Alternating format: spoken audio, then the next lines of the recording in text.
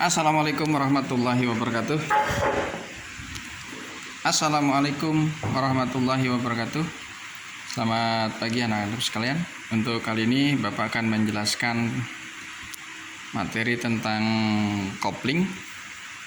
Ini adalah bentuk kopling yang sebenarnya ya pada kendaraan. Ini adalah komponen kopling. Inilah bentuk dari pressure kopling. Nah, ini adalah bentuk dari kanvas atau plat kopling. Ini dengan ini. Berikut ini akan dijelaskan komponen dari kopling. Kita mulai dari kanvas kopling.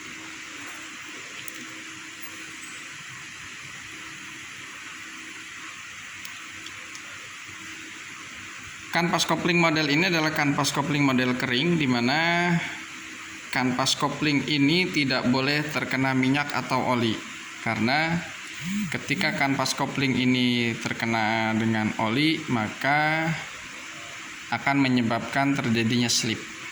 Ketika terjadi slip pada kopling seperti ini, nah ini akan menyebabkan kopling terbakar. Nah, permukaan ini adalah bentuk dari passing ya, atau disebut dengan kanvas kopling.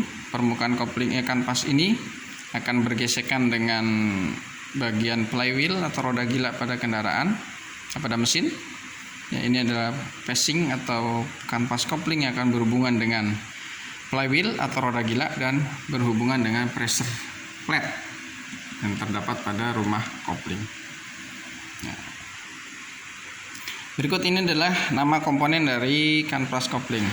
Pertama passing, kemudian di sini ada paku keling, ya. Kemudian di sini ada torsion damper, ya. Kemudian di sini ada hubnya. Ini berhubungan dengan poros input pada transmisi.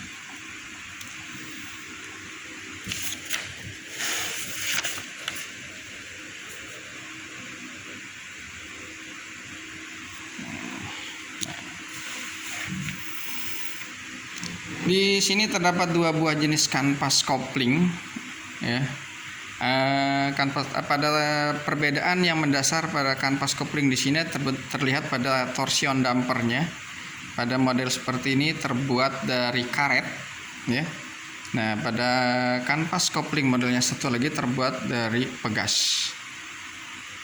Nah, ya, jadi sama-sama mempunyai fungsi sebagai peredam atau torsion damper ketika kendaraan ini memulai kerjanya, ya, atau dalam kondisi diam ke dalam kondisi dia berjalan.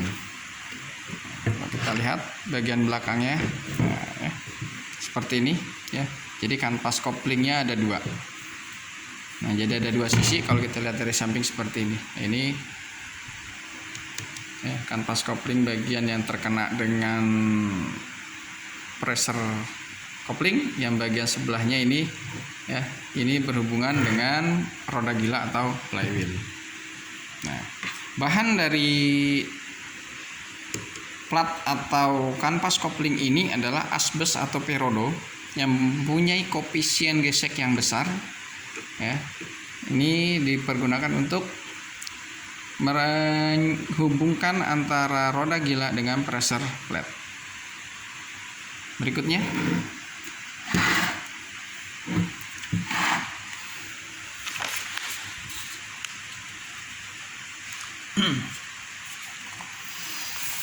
ini adalah tutup kopling, ya, tutup kopling. Ini jenis dari pegas diafragma. Jadi kopling jenis pegas diafragma bentuknya seperti ini, ya, tidak menggunakan pegas, tapi model pegasnya adalah pegas plat seperti ini, di mana komponen ini terdiri dari satu, ini adalah pegas diafragma,